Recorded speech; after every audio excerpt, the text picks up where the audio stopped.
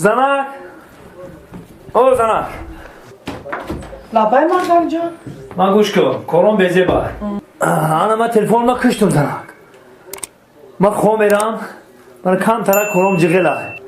ما خومیرم کسی که تلفن خونه زنگ زد کو بگو شوم نیست کسی که زنگ زد بگو شوم نیست شما دو روز آمی جا خوب میرین خومیرم و دو روز خورم که تو کروسوس شیدم کسی که تلفنی دا مجه زنگ زد بگو نیست شوم فهمیدی؟ بکش توی تا من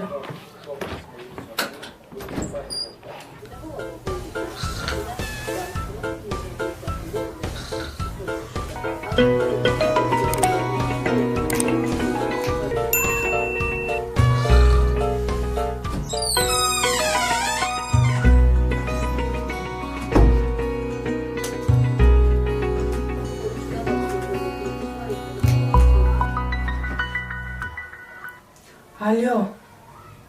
میشه وقتت سازی؟ شوم خونه دار شوم خونه دار که زمان که بکش او بکش تلفونه اما تو را چند بار گفتم که کسی من رو پرسید نیست بگو خونه دا چوب زنگا برداشتی؟ داد نگو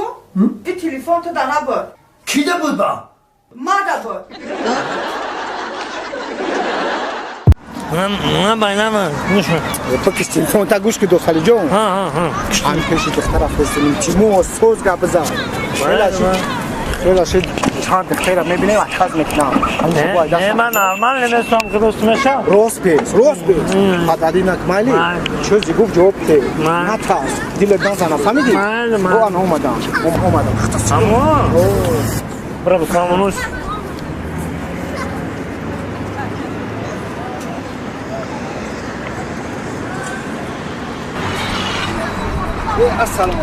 سلام علیکم سوزن خوبه سلامتون خوب است اینا اومدیمش مرمد اگر که معقول باشد گپ زنید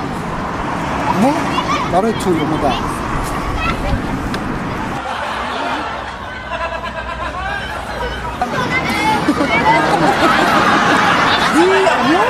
همون زنگی را بخواد بچه خوب باید بره